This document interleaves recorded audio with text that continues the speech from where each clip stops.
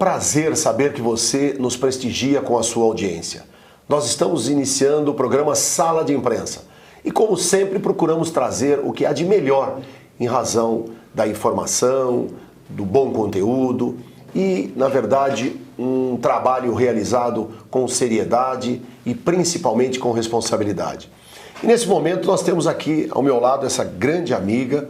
Nós já tivemos a oportunidade de nos cruzar em vários programas de televisão e rádio também, e eu sempre estive muito atento à fala em razão da forma com que a Lelá Monteiro se pronuncia em função da sua especialidade. Ela é especializada, é uma fisioterapeuta urológica e uroginecológica, com especialidade em sexualidade e também uma psicanalista em terapia de casais e da família. Lelá Monteiro, uma honra ter você aqui no nosso programa. Muito obrigada pelo convite e ser referenciada por uma figura tão ilustre, tão respeitada, é uma grande alegria. Muito obrigado.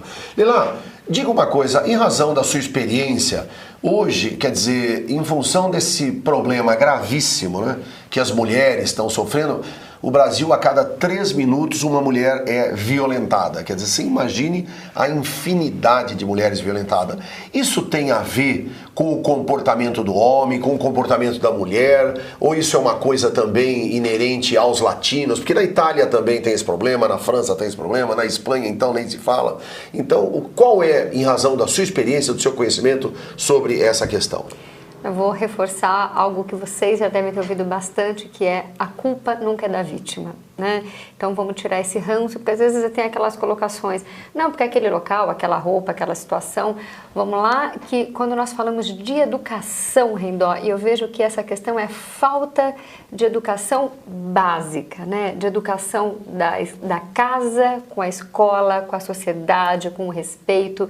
Nesse caso aí que vimos 30, 33, um absurdo, e eu fui em vários programas de TV falando assim, será que nenhum menino parou nesse momento e falou, gente, para, tá errado. Exato. E além de não terem parado, né, a falta de inteligência, até vamos colocar aqui, como é que o menino coloca a foto dele do lado do genital de uma outra pessoa, de um ser humano, e publica aquilo achando que isso é bacana, é um troféu. É, que vai dar ibope, que coisa feia isso, né? Então eu quero falar pra você que achou que, que bacana, que não ia dar em nada, e pra você pai, pra você vô, avó, tia, responsável, peraí, né? Tinha de todas as idades, tinha, às vezes, menino lá de 16 anos que os pais vão serem chamados, né? Às vezes, quem tá com a guarda dessa criança vão ser chamados. Então, a sociedade toda ficou muito mexida porque é um problema social. E tem uma premissa que eu vou inquietar você, que eu acho que é importante trazer o jornalista, já que estamos, né, Associação Paulista de Imprensa, né, Sala de Imprensa, quando nós não fazemos nada, se nós não fizermos nada, e a sociedade está fazendo, os jornalistas estão mobilizados, nós somos coautores desse e de qualquer outro crime. Por isso que é tão importante a gente trazer isso à tona e aí nós cobrarmos, não só como especialista, mas como cidadãos, uma postura diferente. E eu acredito que nós só conseguiremos mudar isso, e respondendo a sua pergunta, pela questão educacional. A questão hoje já é social, não é mais a questão ao homem, à mulher, aos latinos, é social, infelizmente. Sim. A questão latina, historicamente, a gente vai buscar, isso é muito forte, né? Então tem uma... A sexualidade, né? Tem a em razão do clima, não é? E até um abuso cidades dela. Com praia, as mulheres também andam sempre muito à vontade. Veja, não tem nada... Aliás, até bonito, sim, né? A mulher poder ter a liberdade de se expor da forma que ela quiser. Inclusive, até eu vi uma matéria de uma jornalista, que eu não me recordo o nome, mas fantástica, dizendo o seguinte: se uma mulher estiver nua, bêbada na rua, mesmo assim ela não pode jamais sofrer um ato de estupro. Sim. Aí então, que precisaria ter a solidariedade, né, de alguém pegar essa pessoa, né, até tirar a questão mulher, pegar esse ser humano que está ali e levar ela num local onde ela tenha uma retaguarda, um amparo, um acolhimento, porque isso poderia ser a sua filha, né, poderia ser a sua sobrinha, poderia ser a sua neta, né, e poderia ser você. Às vezes a pessoa fala, tá alcoolizada, ninguém garante que colocaram lá um Boa Noite Cinderela, né? Se essa pessoa estava tomando uma entendi. medicação e junto com a medicação ela tomou só um drink e aquilo ficou exacerbado, né? Ninguém sabe de fato o que aconteceu com aquela pessoa. E o jeito mais humano, talvez, de nós tratarmos essa e outras questões da violência é colocarmos no local da pessoa, né? E pararmos. Se a violência chegou até aqui, vamos, de agora em diante, buscar um tratamento, buscar uma ajuda. Nós temos hoje uma rede de amparo, seja pública, privada, individual, em grupo, porque nas estatísticas é assim, a pessoa que sofreu violência, se não tratada, ela vai em algum momento reproduzir, o que é muito triste isso, né? E isso pode acontecer? Isso a gente tem visto na prática. Então, e quando você conversa com uma O pessoa caso da mulher, quando ela é violentada, isso cria um trauma que ela, ela pode virar até uma assexualidade, assexuada. Pode ser que ela tenha esse problema, mas o que a gente chama a atenção, principalmente dos meninos, falando dos meninos sofrendo com as meninas, e a gente chama a atenção para as mães e para as mulheres em geral, as mães que de alguma forma não interrompem. Então assim, o pai chega bêbado em casa, quebra a casa toda, quebra a mãe e o menino convive com aquilo. E acha que, de alguma forma, aquilo dá para se repetir, ele sobreviveu. E mais ainda, quando a gente fala da violência, tem o grande violento, ele não é só violento com a mulher, ele é violento com os filhos. Às vezes ele quebra a mãe e quebra todos os filhos. Ou escolhe um para quebrar, né? E ele sobreviveu àquilo. E quando nós falamos da pedofilia e em muitos outros casos da exploração sexual da criança, do adolescente, não só da mulher, a mulher está aí à tona, mas uma coisa triste, Rendó, que nós somos o país, um dos campeões de exportar nossas mulheres e nossas crianças, né? Vamos exportar a tecnologia, né? E não exportar, porque quando nós exportamos essas mulheres para o tráfico sexual, não é só para o tráfico sexual, é para o trabalho escravo, né? É uma vergonha. Tivemos a oportunidade de ouvir aqui da fisioterapeuta Lela Monteiro, retratando aquele fato que ocorreu daquela moça que foi estuprada por 32 rapazes, enfim, facínoras, né, lá no Rio de Janeiro, e criou essa comoção social. Mas nós tivemos inúmeros outros casos, porque nós temos casos no metrô, nós temos casos em ônibus, não é? Sim. Inclusive até de haver realmente, não é, penetração em pleno ônibus. Quer dizer, eu não entendo como isso pode acontecer, mas acontece, né? E eu fico vendo, na verdade, a falta, às vezes é o que você está bem colocando, de educação e de informação, né? Sim. Porque eu sei que é muito constrangedor para a mulher, principalmente para a mulher, uma situação como aquela, né? Mas fundamentalmente a gente precisa ter essa, sabe, você tem que se libertar, não é? Dessa falta de autoestima até, e fazer com que isso seja denunciado, sabe? Na hora grite, bate, joga a bolsa em cima de todo mundo, sai. Não tem outra situação, quer dizer, não é? Porque tem moças que são constrangidas e ficam naquela situação de dizer, pelo amor de Deus, eu sei como é, não é? Sim. Completamente atônitas, né? E ficam quietas, e é quando, na verdade, esse doente, porque ele é um doente, não é? Então, mas ele acaba se aproveitando. É importantíssima essa sua fala, porque muitas dessas meninas, mulheres e até meninos, os meninos denunciam menos, né? Menos ainda, né? Menos ainda. O menino, se for denunciar, muitas vezes ele já tentou denunciar para a mãe, para o pai, para o que está mais próximo. Mas não ouviram. Não ouviram e acha que é da cabeça dele, porque essa pessoa que não denuncia, que está publicamente, o histórico dela, quando a gente começa a puxar, né, já tem a estatística, a gente acompanha isso clinicamente, ela já foi explorada em casa. Já foi explorada em casa pelo pai, pelo avô, pelo padrasto, pelo irmão, né? Quer dizer, houve, na verdade, um relacionamento, né? Sim. Não um relacionamento, mas uma agressão sexual Sim. em cima desse jovem, de alguma forma. Já tentou falar e não acreditaram, né? Então, passa a ouvir o seu filho, passa a ouvir também na época de férias aí, depois vão ouvir esse programa muitas outras vezes, compartilha esse programa, porque é compartilhar a informação. Traga esse ouvido, eu falo, coloca a mente e o coração dentro do ouvido e traga para esse jovem, porque adolescente, ele fala uma vez, se ele não ouviu, ele se fecha. Então, em vez de falar, não pode, não faça, e uma dica aí, na nossa época, né, ela falava assim, cuidado lá com o pipoqueiro, cuidado que vão colocar uma balinha, vai ficar emaconhado. Hoje, gente, não é mais assim. Hoje a gente fala para esse adolescente, né, olha... Exatamente como é. nós estamos aqui mesmo se der tudo errado, a gente está aqui como pai, mãe, tio, educador, professor, né? Porque muitas vezes não é essa figura estranha. Quem vai passar a droga e quem vai explorar é aquele seu melhor amigo que está curtindo e está achando que é a melhor coisa. Às vezes é aquela sua namorada ou seu namorado. E aí o que acontece, e isso vai para a parte sexual, a droga e a sexualidade caminham junto, o que acontece? Esse adolescente que é explorado, ele às vezes está num sofrimento tão grande que a droga alivia. E também tem a pressão do grupo nessa questão dos 30 aí. Imagina, vai falar para o menino, todo mundo vai, você não vai? Não é homem para ir? E aí ele vai. Então, apelo para você, menino, tenha autonomia, né? Decida por você. Não vá querer agradar o grupo, mas reflita. Porque nessa de você ir pelo grupo, depois você perdeu a sua vida e você nunca mais vai conseguir ter essa autonomia de volta. E não experimenta a droga nenhuma vez, porque com certeza a sensação da droga é ótima, mas essa primeira sensação você vai buscar a vida inteira e nunca mais vai ter, porque esse nível químico ele faz da primeira vez, bate no cérebro e nunca mais volta. E aí que entra a dependência, você querendo buscar, e a menina é igual. A menina com essa questão de querer agradar o parceiro. Lógico. Ah, se eu não fizer, a outra vai fazer. Recebo muitas mensagens dessa renda. O que a senhora acha, doutora? Porque ele vai me deixar. Ontem mesmo recebi uma moça de 22 anos que namora um rapaz de 40 e ela falou que ela quer esperar para casar virgem, mas ela está desesperada que o namorado está pressionando, mas ela não quer. Então, assim, o que ela quer que a resposta para você estiver nesse caso? Se você não quer, não faça para agradar o outro.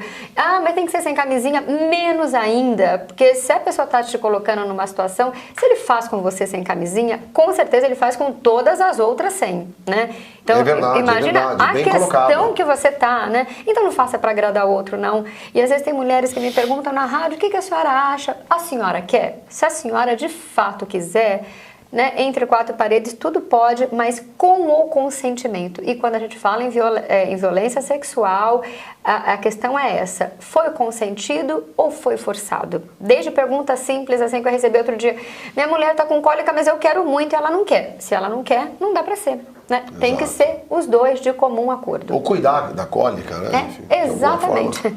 Fazer com que isso passe, né? Minorize, né? De repente toma um anti-inflamatório, faz uma massaginha na barriga, né? Dá um carinho com uma outra posição que não incomode, dá para fazer. E isso, né, na sexualidade, ela durante a vida toda negociou e foi bacana para os dois, vai lá. Tá na dúvida, espera um pouco mais. Os maiores problemas que acontecem dentro do seu consultório, né, de terapias de casais, o que você tem de experiência nesse processo que poderia transmitir para os nossos telespectadores, que viesse ajudar, não é, com que esses companheiros... A primeira coisa, eu acho que é conversar, né? Sim. A conversa entre os casais é fundamental. Eu vou trazer um case que me tocou muito essa semana. Eu atendi um rapaz na segunda-feira que ele falou: doutor, eu vim aqui, se não resolver, eu vou embora de casa. Então, assim, as pessoas demoram, às vezes, para procurar ajuda. Então, se você está sentindo que o problema começou a surgir, pega na mão da parceira ou do parceiro, e se eles não quiserem vir, vem você. Porque muitas vezes quando a gente trata da relação, a gente modifica aquela relação. O que não dá para empurrar com a barriga, né? Ah, vai passar. Ou também, falamos da comunicação, que eu vejo que a comunicação ela é fundamental. Começar com esse diálogo, né? Quando eu falei ou também, assim, não dispenso a terapia ajuda não, mas esse ou também vamos trazer para uma conversa um pouco mais assertiva, porque a terapia de casal, na verdade, é isso. Quando os dois não conseguem se entender, você coloca um mediador, um facilitador ali para que um escuta e o outro ouça o que ele falou e, de fato, o que ele falou, não o que você quer entender, e vice-versa, né? A relação começa a ficar desgastada, um fala demais, o outro fala de menos, e aí vem essa conversa porque um não quer conversar, a outra não para de falar. Né? Então, terapia de casal, gente, nada mais é do que trazer os dois para a conversa, e que é possível sim terem casamentos felizes, longos, plenos, né? E uma dica aí, falando da sexualidade, que antigamente falava, casamento fraterno é comum. Gente, hoje em dia o casamento fraterno está em baixa, né? Quando a gente começa a tirar as camadas da cebola, né? É fraterno, mas assim, os dois não querem mais, né, essa intimidade.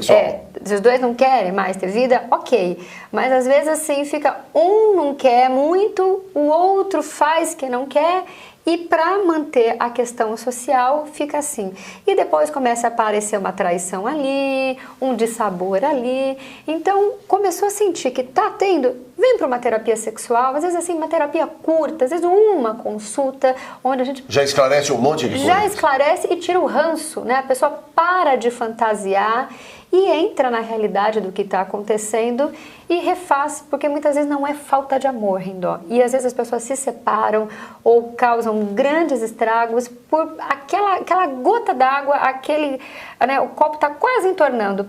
Foi aquele pouquinho que desmanchou, transbordou tudo, uma relação que poderia, né, tá aí, perdoar, perdão. Tem gente que fala que não gosta dessa palavra perdão, mas eu adoro, gente. Eu acho que o perdão é a base de todas as relações sexuais.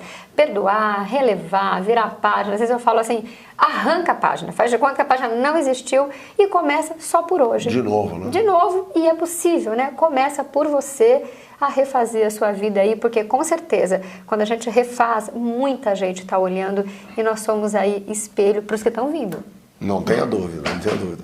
Nós, na verdade, temos o interesse de procurar divulgar o máximo possível, no sentido de esclarecer nosso público telespectador e fazer com que as pessoas realmente se sintam à vontade, né? Eu acho que essa posição que você trouxe aqui, doutora Leila Monteiro, com todo o seu conhecimento, né, como uma fisioterapeuta urológica e de uroginecológica, né, com especialização em sexualidade, psicanalista terapêutica de casais e da família, ela pôde enriquecer, não é, todo esse conhecimento através da sua cultura e principalmente da sua experiência, né, vivida no seu consultório. E eu gostaria que você deixasse aqui uma informação que você reputa importante para que as pessoas possam, em função de tudo isso que está acontecendo aí, principalmente com os jovens, né? A cabeça do jovem é complicada. Hoje as meninas estão começando a ter relação sexual com 12 anos de idade, né? 13 anos de idade e outra. E a gente vê aí nessas situações de risco, né? A menina se orgulha em transar com 2, 3, 4 caras na mesma noite, né? E tudo assim, é ficar. Eu fiquei com 4 caras, eu fiquei com 5 caras, quer dizer, a gente tem visto, né? A imprensa tem divulgado os programas chamados sensacionalistas, mas não é, o programa é da realidade, quer dizer, está expondo realmente o que está acontecendo. Isso aí. Num próximo, eu vou pedir licença para o Rendó para vir falar sobre o que é fisioterapia urológica, uroginecológica, né? Talvez vocês tenham ficado legal, curiosos, legal, né? E nós explicaremos com mais vagar, porque hoje nós estamos focando muito na parte psíquica, que é a minha segunda formação, onde eu divido meu horário de consultório com esse nicho que gosto demais, eu acho que é o que pulsa a minha alma. A minha dica é para essas meninas, ou para essas famílias, ou para a sociedade que está sem saber o que fazer, é o diálogo. E uma questão que acontece assim, as meninas estão menstruando muito cedo. Tem menina menstruando com 9, 10, 11 anos. Menstruou, o desejo sexual vem, né? Então é a natureza, é natural. É a natureza falando assim, preciso fecundar. Né? Então, menstruou, é como se essa menina estivesse pronta para ser mãe e para ser mulher. Muitas famílias estão tentando retardar essa menstruação, né? com medicação. Infelizmente, o pessoal que tem mais acesso, que consegue né, ter essa conduta. Não sendo o seu caso, então menstruou muito cedo, 9 anos menstruou. Essa família ter esse ambiente acolhedor. E conversar, né? E conversar. Porque às vezes a menina nem sabe. Tem menina que menstrua e aí quando acontece isso, ela tomando banho, exatamente, ela acha que aconteceu um problema, que ela tá com hemorragia. Que vai morrer, né? Que vai morrer. Então, e às vezes a mãe também é pega de surpresa, né? Sim. Filha, você fez alguma coisa? Aconteceu alguma coisa? Porque a mãe já começa a pensar. Minha filha perdeu a virgindade, ou coisas do gênero. E não foi nada disso, né? Então, assim, ter esse ambiente acolhedor, muitas vezes as pessoas falam, porque tá na televisão. Gente, não é só na televisão. A pessoa pode ouvir na televisão, mas se o linguajar dessa família não é assim, e o adolescente copia também, como que é a postura desses familiares, como é a postura do ambiente onde esse adolescente adolescente está inserido. Então, tomando cuidado com a sua postura, com a sua fala, o seu exemplo mesmo, isso com certeza vai ajudar nessa questão da precocidade. Eu falei com uma comunidade recente, falaram, mas os meninos não querem usar o preservativo, os meninos não querem usar, mas as meninas podem usar, nós temos o preservativo feminino, então vou no baile lá, eu quero sim, eu já ouvi isso de cara a cara, assim, quero sim transar com 5, 10, ok, sai de casa já com um preservativo feminino. Você pelo menos vai estar protegendo o seu útero, né? Vai estar protegendo de evitar uma doença, então tem possibilidades. O menino não quer, você quer, né? Então traga isso aí, quero ter relação. E uma das coisas, Rendon, de falar, gravidez precoce na adolescência, tem menina que quer engravidar muito precocemente porque ela quer sair da casa dela. É verdade, ela quer ter uma família. E agora eu vou fazer um... Que também não vive bem em casa. Não, né? vive bem. Essa aqui é a grande verdade. O que acontece, a gente fala às vezes em prostituição, pensando naquela coisa grave, né? E é grave, viu, gente? Mas tem aquela prostituição que tá bem escondida, né? Embaixo lá do papel. Aquela menina que às vezes ela quer casar com alguém que mora do lado do rio. Sabe por quê? Só para ficar mais perto do trabalho. Aquela menina que ela se vende, mesmo sem usar essa palavra, sexualmente, para conseguir aquele emprego que não está conseguindo, né? Então, quanto que a prostituição ela está inserida na sociedade e, né, no próximo programa nós podemos falar de que forma a gente transformar isso para dar empoderamento feminino e empoderamento social. Enfim, coisas gravíssimas. Faz, infelizmente, parte dessa cultura que não tem evolução, que não tem educação, não é? E que sofre também em razão do analfabetismo, não é? Da falta de condições humanas, higiênicas, enfim, tudo isso acaba envolvendo nesse processo aí altamente nefasto para toda a sociedade. Mas a doutora Leila Monteiro nos encaminhou aqui, né? Dentro do melhor e mais exato sentido do que é um procedimento adequado para você, mãe, o pai, os membros da família e principalmente você, jovem ou mulher, né, que está sendo provocada, que você está sendo assediada sexualmente ou que está tendo algum problema.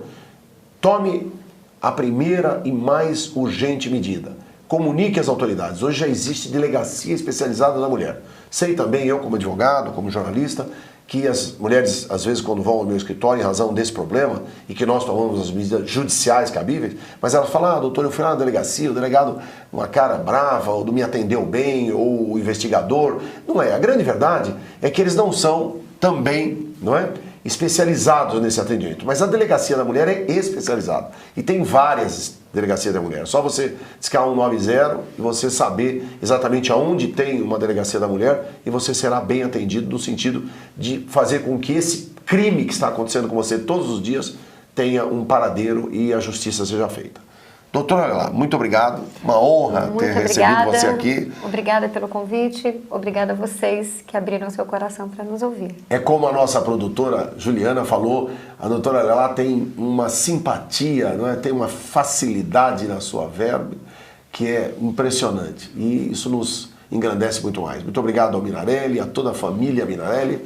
A nossa oportunidade de, oportunamente, estarmos de novo no Sala de Imprensa. Até lá. Obrigada.